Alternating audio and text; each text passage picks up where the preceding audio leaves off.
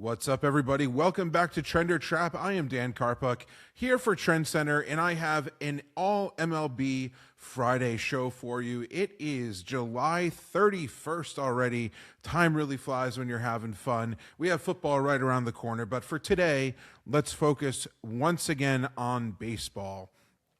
Starting with the White Sox at the Rays. Here's the trend per TrendsCenter. The Rays have gone 12-1 on the money line.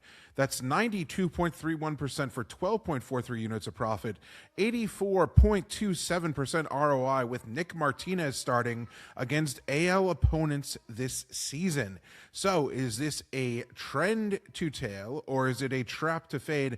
I'm going to say that this is a trend to tail and go with the Rays minus 145. So the White Sox have won 5 straight Eric Fetty starts. He's 5-6 with a 4.25 ERA and 9 of his last 11. That's pretty crazy, right? But I'm going to chalk that up to luck rather than skill. He owns a 12th percentile pitching run value per baseball savant and ranks in the 2nd percentile chase percentage, 4th percentile whiff percentage, 10th percentile of strikeout percentage. Not only that, but he has a 33rd percentile hard hit rate to go along with a 24th percentile XBA and 27th percentile xERA.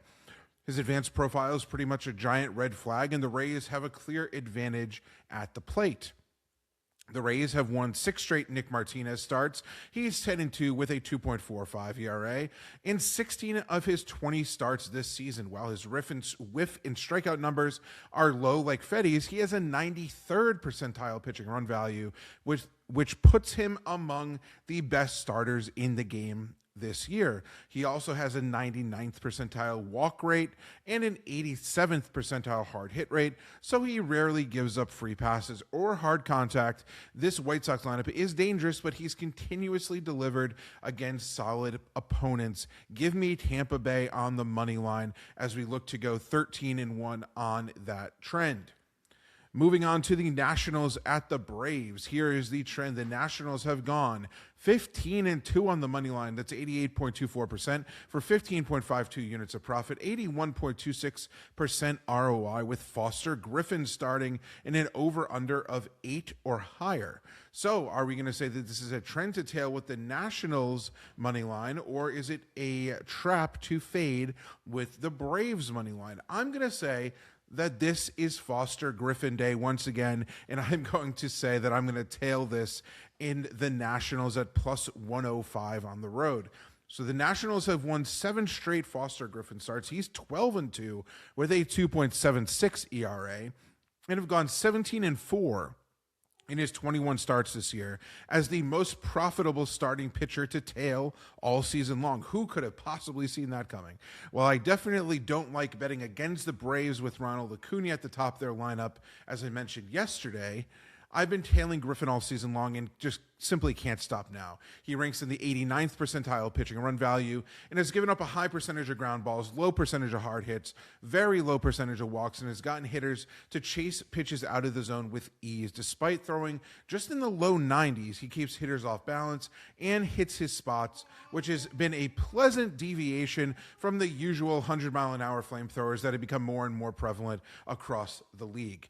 The Braves have lost 4 out of the last 6 Bryce Elder starts. He is 6-6 with a 3.96 ERA, and nearly his entire advanced profile doesn't paint a pretty picture for him. He doesn't throw hard, just like Griffin, but he also doesn't miss bats, allows hard contact, and grades out as a back-end starter. This Nationals lineup has an ability to put up some crooked numbers, and I'll put my faith in them doing so once again in this particular matchup. Once again, it is Foster Griffin Day, and you got to basically decide if you're going to celebrate with me or not. Moving on to the Royals at the Rockies. Per TrendsCenter, the Rockies have gone 7-1 to the under. That's 87.5% for 5.9 units of profit, 67.05% ROI with Tomoyuki Sugano starting at Coors Field this season.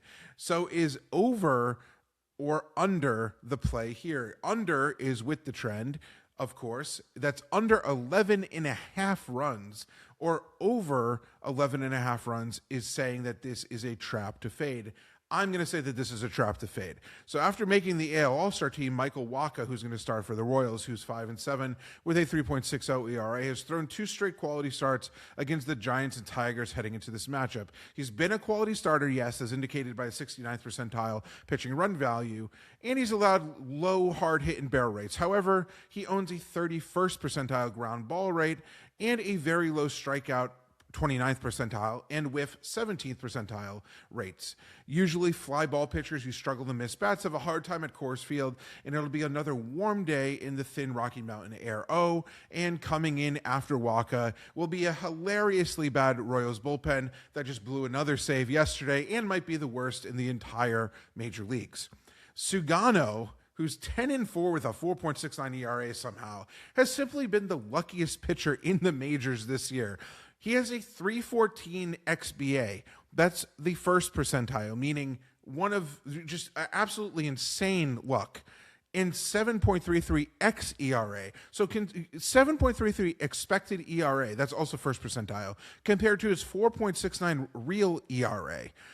That's crazy. He's allowed a ridiculous 14.2% barrel rate. That's also first percentile. To go with a second percentile strikeout rate, fourth percentile whiff rate, 8th percentile average exit velo, 9th percentile chase rate, 10th percentile hard hit rate, 19th percentile ground ball rate, among more and more red flags. I don't know how he's doing what he's doing, but he has 10 wins, which is absolutely crazy. And 7-1 to the under pitching at Coors Field. I don't know how he's doing it, but I definitely think that there are massive regression symptoms or massive ingredients, I should say, for some regression here. Like the Royals, Colorado's bullpen also is very bad, and these are 2 of the 4 teams with bullpen ERAs over 5. So keep that in mind as well. It's not just about how bad the starting pitching could potentially be in this one.